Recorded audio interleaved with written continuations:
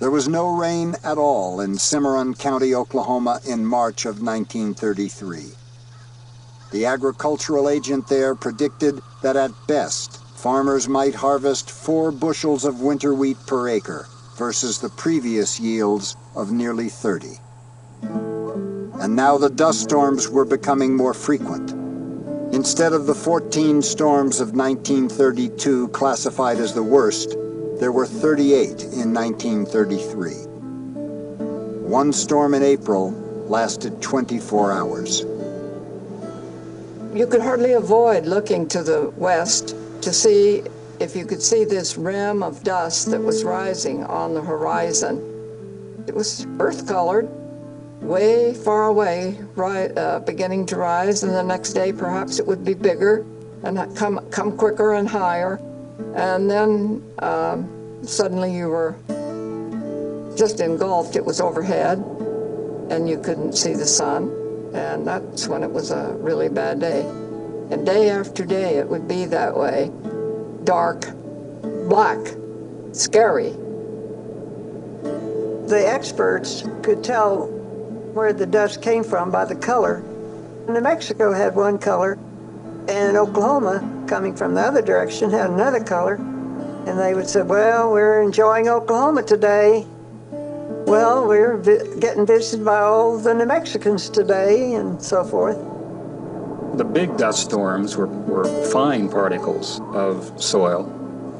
Others were sandier blows that blew along the highways at low elevation, and that could take the paint off your automobile or your house, like sandpaper being rubbed against it.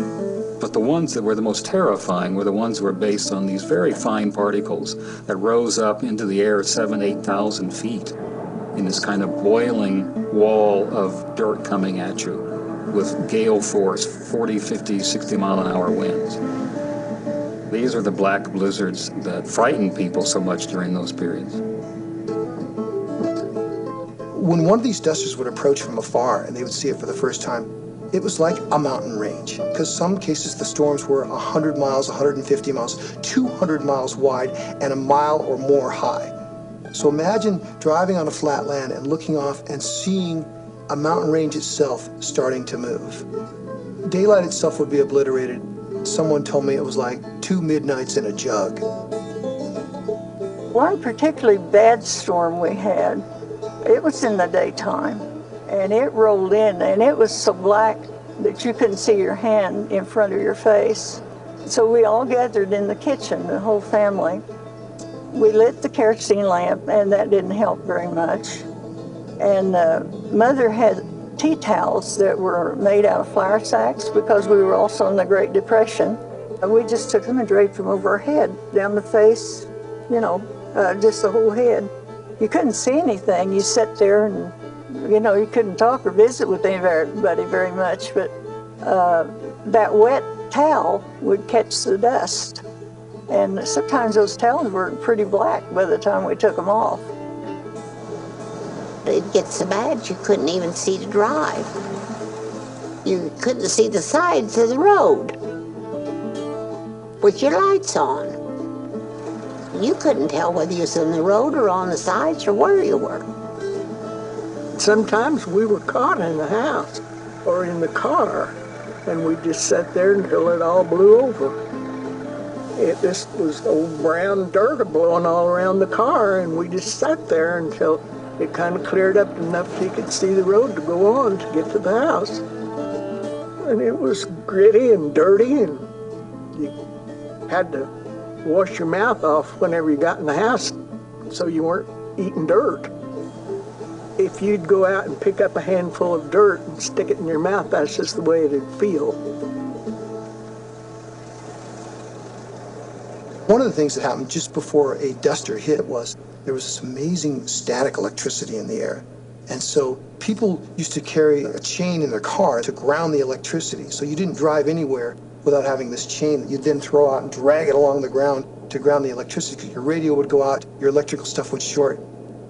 And every person would talk about how You literally couldn't shake another person's hand before one of these dusters because the static was so strong. It was the kinetic energy that was in the air just before a duster hit. I can remember feeling it in my hair. It just kind of like your head tingles or something, you know. Your hair just kind of wiry. More dust and the longer the ride, the higher the charge. Until finally it gets such a powerful charge that if you reach out to touch a car, the electricity will jump out about 6 inches to meet you and knock you right flat on your butt. But it wasn't always like that. Don't forget this is a storm, which means it had a beginning and an end.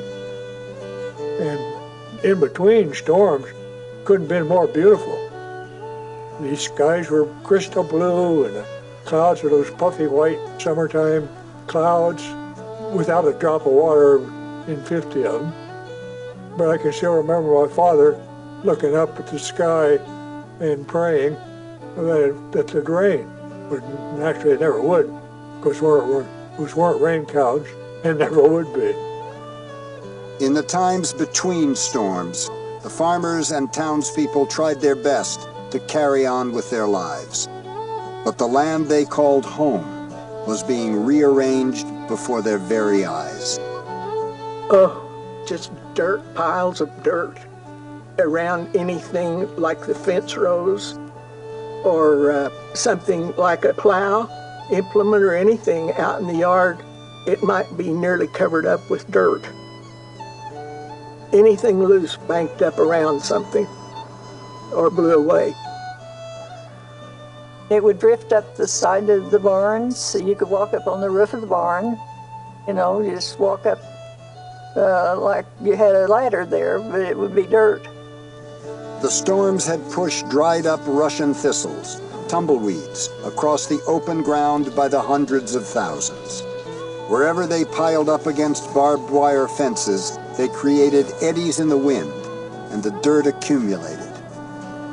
Thistles got in the fence, and then the sand got in the thistles. So consequently, what cattle was still alive walked over the fence. Every place there was a fence, you could almost walk over most of them. Where the dirt and sand hadn't piled up, the land had been swept clean of topsoil. It was bare, it was hard. You could take a broom and sweep it just like you could a wood floor. It was hard, just like cement. So you could walk out on your farm, and instead of finding dirt, you found this hard pan layer on the top. Impossible to cultivate. Your dirt would be in somebody else's farm or a county away. You know, the dust was so bad that the cattle died. They found small herds of cattle that were just filled up with dirt in their lungs and their noses. I can remember seeing our cows' noses that were just mud on the end, where they tried to breathe and couldn't. They died of suffocation. Whatever wildlife was out there died of suffocation.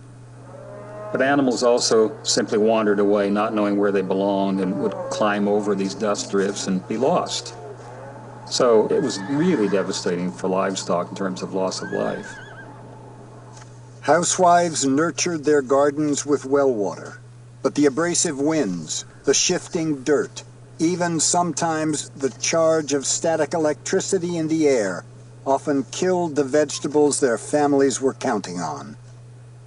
A storm would come and there would be absolutely nothing left of it. And Mother tried her best to keep that from happening.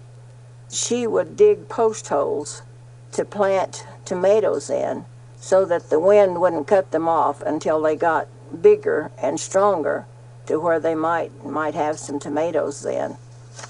And she dug deep rows to put anything in.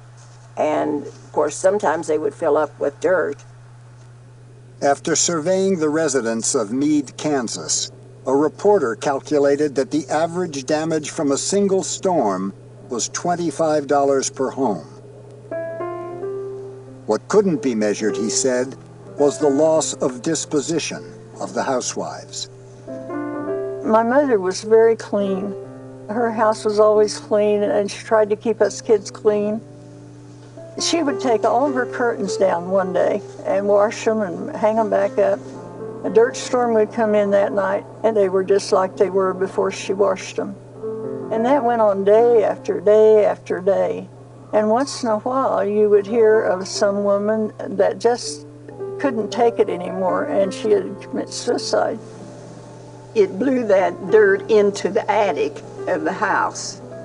And a lot of times when we would get up in the morning, you could look up at the ceiling, and if there was a split or between boards or whatever, that dirt would just be coming right down like this on the table.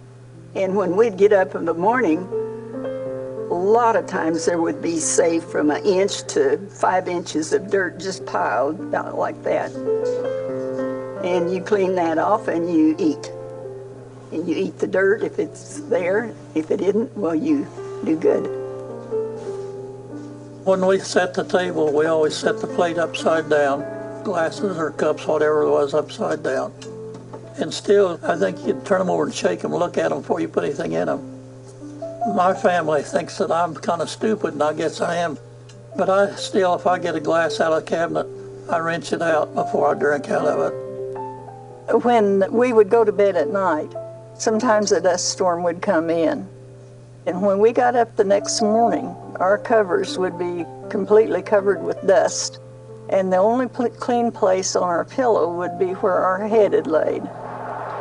Dust to eat, and dust to breathe, and dust to drink.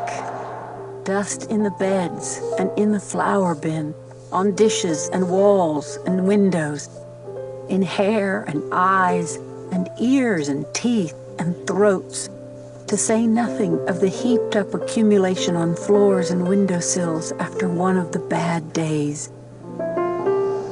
This wind-driven dust, fine as the finest flour, penetrates wherever air can go.